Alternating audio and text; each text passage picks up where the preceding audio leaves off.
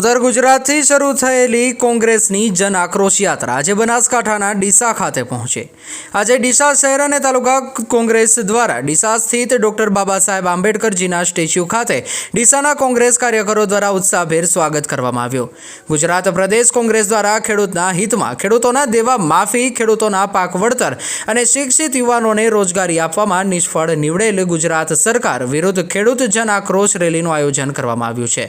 આજે ડીસા પહોંચેલ રેલીમાં જોડાયેલા આગેવાનોનું સન્માન કાર્યક્રમ ડીસા શહેર અને તાલુકા કોંગ્રેસ દ્વારા કરવામાં આવ્યું હતું, જેમાં ડીસા શહેર અને તાલુકા કોંગ્રેસ કાર્યકરો, હોદ્દેદારો, આગેવાનો બહોળી સંખ્યામાં જોડાયા હતા અને ફૂલોના વરસાદ સાથે સન્માન કરવામાં આવ્યું હતું, જેમાં દિલ્હીથી આવેલ કોંગ્રેસ આગેવાનો અને ગુજરાત પ્રદેશ કોંગ્રેસના આગેવાનોનું સન્માન કરવામાં આવ્યું, જેમાં ગુજરાત પ્રદેશ અધ્યક્ષ અમિતભાઈ ચાવડા, દિલ્હીથી આવેલ એઆઈસીસીના સેક્રેટરી અને ગુજરાત પ્રદેશ કોંગ્રેસના સહપ્રભારી સુહાસિની યાદવજી, જિલ્લા કોંગ્રેસ અધ્યક્ષ ગુલાબસિંહ રાજપૂત, સિદ્ધપુરના પૂર્વ ધારાસભ્ય ચંદનસિંહ ઠાકોર, જિલ્લા પંચાયત પૂર્વ પ્રમુખ પીનાબહેન ઘાડિયાજી અને સાથે ડીસા શહેર કોંગ્રેસ પ્રમુખ મુકેશભાઈ સોલંકી, તાલુકા કોંગ્રેસ પ્રમુખ અજમલજી રાનેરા, ગુજરાત પ્રદેશ એસસી વિભાગના પૂર્વ ઉપપ્રમુખ અશ્વિનભાઈ પરમાર, ડીસા નગરપાલિકા પૂર્વ પ્રમુખ પ્રકાશભાઈ ભરતિયા, નગરપાલિકા પૂર્વ પ્રમુખ વિપુલભાઈ શાહ, જિલ્લા કોંગ્રેસ મહામંત્રી દીપકભાઈ પટેલ, યુથ કોંગ્રેસ પ્રમુખ દીપકભાઈ રબારી,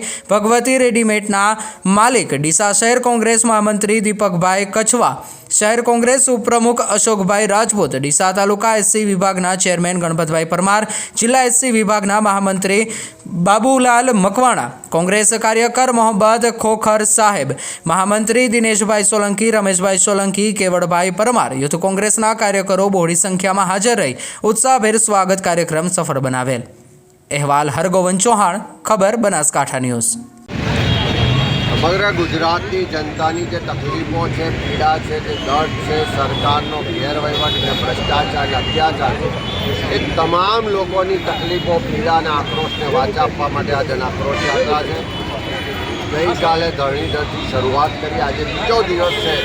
રસ્તામાં યુવાનો મળે છે તો ફિક્સ પગાર, કોન્ટ્રાક્ટ, આઉટસોર્સિંગ નાબૂદ કરવા માટે રજૂઆત કરે છે। ખેડૂતો મળે છે તો દેવા માફ કરવા માટે વાત કરે છે। ઠેર ઠેર દારૂ અને ડ્રગ્સની બધી વધી છે, યુવાધન બરબાદ થઈ રહ્યું છે એવી મહિલાઓ ફરિયાદ કરે છે। મોંઘવારીને કારણે ઘર ચલાવવું મુશ્કેલ છે। નાના વેપારીઓના ધંધા વેપાર ચોપટ થયા છે। અધિકારીઓનું રાજ ચાલે છે। ચારે તરફ ભ્રષ્ટાચાર છે। ચારે તરફ લોકો આક્રોશમાં છે। આ આક્રોશને વાચા આપવા માટે, લોકોના હક અધિકારની લડવા માટે આ યાત્રા લઈને નીકળ્યા છે ને લોકોનું અભૂતપૂર્વ સમર્થન થઈ રહ્યું છે। અને જે રીતે લોકોનો આક્રોશ છે એ જોતાં હું ચોક્કસ કહીશ કે આ પરિવર્તનનો શંખનાદ છે।